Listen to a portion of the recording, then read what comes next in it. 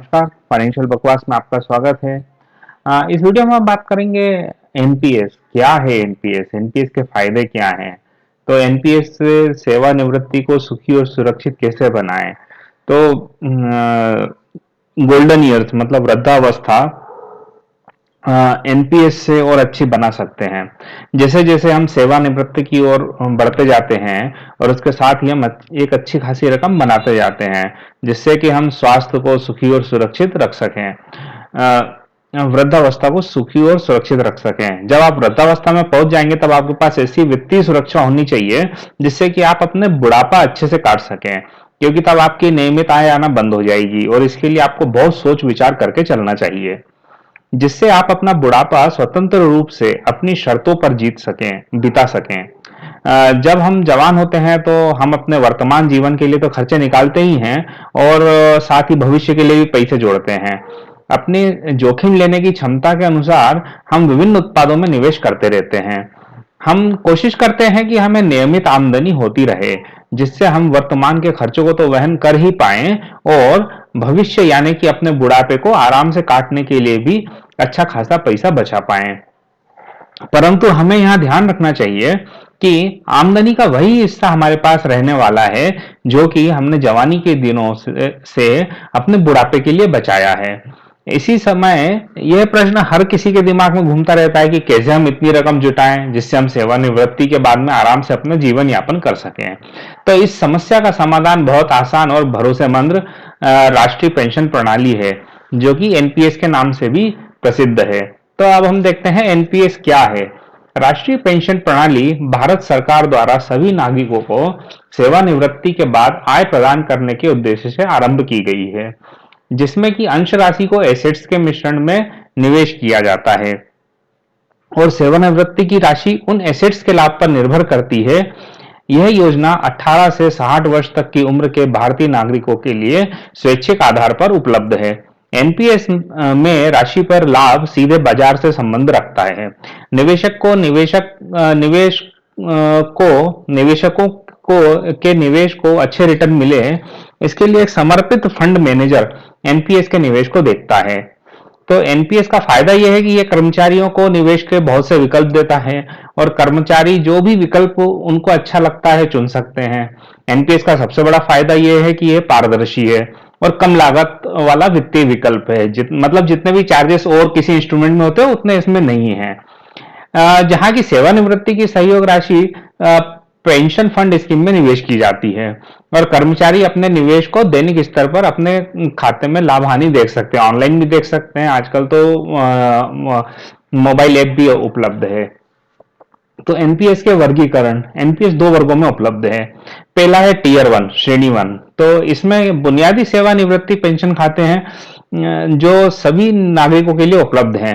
इसमें सेवानिवृत्ति के पहले अपने सेवानिवृत्ति पेंशन खाते की रकम को निकालना संभव नहीं है।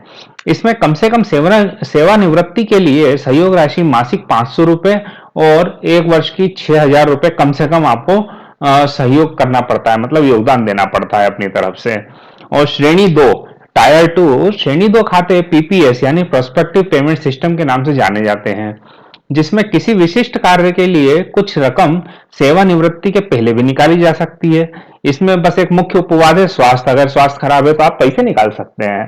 तो श्रेणी 2 के खाते में कम से कम 1000 रुपए से आप खाता खोल सकते हैं। उसके बाद के लेन देन पर 250 रुपयों का शुल्क लगता है। तो विनियोजन में प्राथमिकता, तो एनपीएस की एक और ये जबरदस्त विशेषता है कि निवेशक एनपीएस में पसंद का चुनाव कर सकता है, जो कि ऑटो चॉइस और एक्टिव चॉइस कहलाती है। ऑटो चॉइस में उन एसेट्स को आवंटित किया जाता है जो पूर्व निश्चित सूत्र यानी प्री कैलकुलेटेड फॉर्मूलेज होते हैं, तरीके जो कि निवेशक के उम्र के हिसाब से तय होते हैं। तो ये पहले से ही करके रख लिए गए हैं। तो विनियोजन 3 प्रकार के एसेट में किया जाता है, जो कि equity, corporate bonds and government security होता है, यानी सरकारी प्रतिभूतियां, जिन्हें ई, सी और जी के नाम से जाना जाता है। एक्टिव चॉइस में विनियोजन की पसंद निवेशक को मिल जाती है, फिर भी निवेशक अधिकतम 50% रकम को ही इन्वेस्ट रख सकते हैं और सरकारी क्षेत्रों में यह 15% और बढ़ा दी गई है, यानी कि 50% आपको इक्विटी में रख सकते हो अधिकतम, और बाकी का 50% आपको कॉर्पोरेट बॉन्ड्स या सरकारी प्रतिभूतियों में रखना होता है।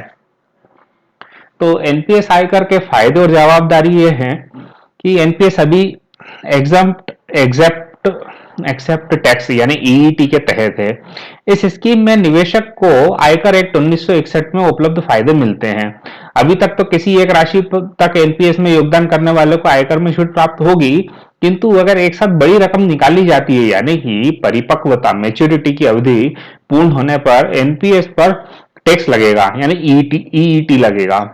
आयकर निर्धारण वर्ष 2015-2016 असेसमेंट ईयर 2015-2016 में एनपीएस में योगदान की गई राशि पर अधिकतम 50,000 रुपयों की छूट मिलेगी।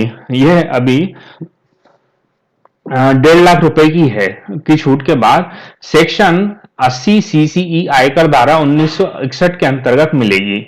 यह केवल एनपीएस में निवेश करने पर ही मिलेगी और किसी प्रकार के निवेश पर यह छूट मान्य नहीं है। तो अब आप आयकर में 2 लाख रुपए तक के कर की छूट का लाभ उठा सकते हैं। इस आयकर की छूट का लाभ केवल श्रेणी 1 में निवेश करने वाले निवेशक ही ले सकेंगे। रकम निकालना यानी विड्रॉल मैच्योरिटी।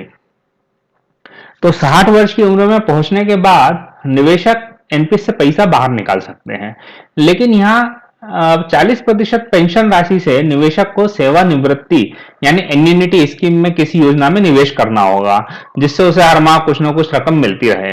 अगर निवेशक 60 वर्ष की उम्र से पहले अपनी रकम निकालता है तो उसे 80% पेंशन राशि की सेवानिवृत्ति यानी एन्युनिटी के किसी योजना में निवेश करना होगा।